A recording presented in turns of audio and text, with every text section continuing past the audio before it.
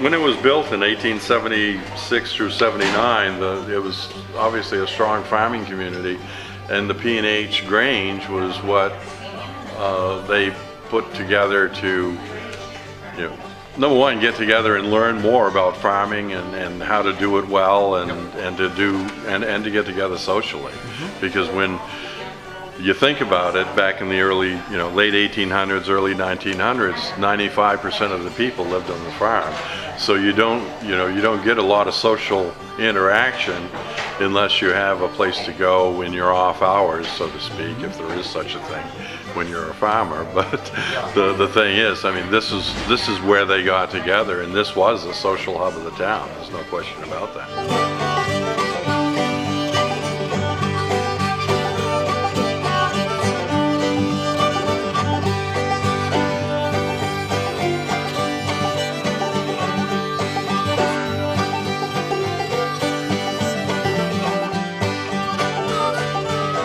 One of the things over the years that I've wondered about is the fact that this town originally was called Starling Plantation, but the Grange was Starling Grange, and I wondered how that happened. It's just one of those things that... You think somebody misspelled it? I'm wondering if someone misspelled, or was it just another reason for naming the hall? I never knew. Well, it was the social center of Fayette for years, right? In fact, still haven't got anything else in Fayette. I think it's still the social center. I enjoy coming to boat. I get to see people, get to shoot with people, and sometimes I get myself in trouble, but that's okay. My earliest memories was when we'd have a field trip up here from grammar school, and we'd go to the town meeting. The meeting would be held up here. The place would be packed, people smoking and everything, hollering at each other. No, I don't know if they really hollered at each other much, but they did talk rather loud sometimes. Well, I can go back to the 30s. We think, yeah, the 30s, because my mother and father used to come to the public dances, and you didn't have babysitters in those days. We just brought the kids. And we used to sleep on those benches. While my mother and father were out here dancing on this floor. Yeah. That's right. You look at this, and it was a very well-developed community of farmers. I believe at one time we were approaching 2,000 or over 2,000 in population, because there was probably fewer families back then, but they were a little bigger. Yeah, well, it was the only place in town other than the Baptist church down over the hill. It was big enough to hold any crowds.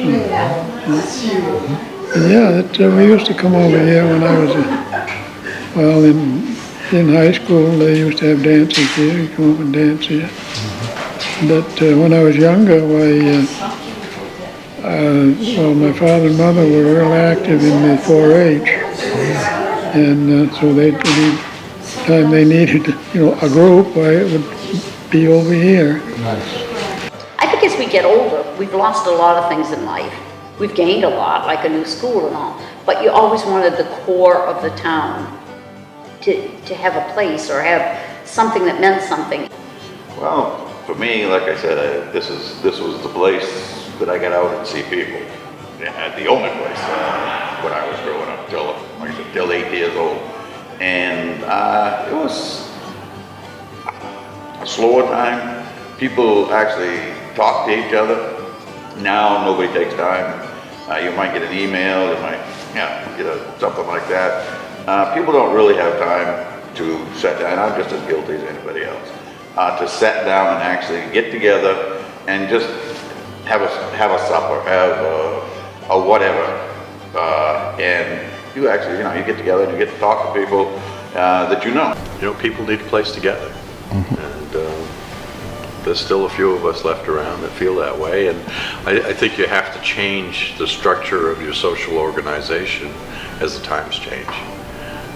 When this when this place was built and my grandfather was involved, we were a town of farmers, and it really held a strong place for the farming community to get together and learn more about farming and to do their jobs.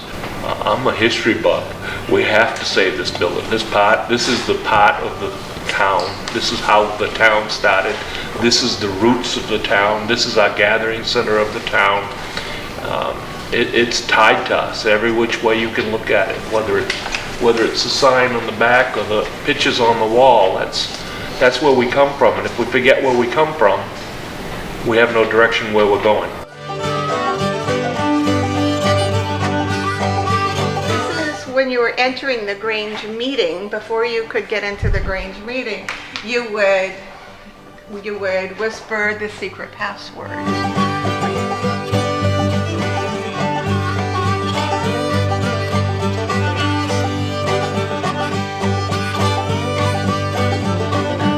My brother and Richard Whittemore were good friends. And they took a double runner one winter at the top of Baldwin Hill. And they went down Baldwin Hill, on the Bamford Hill Road, down over 2 hills, and all the way down over the Bamford Hill. And they ended up at about a mile ride, non-stop. A mile on a sled? A double runner. Yeah.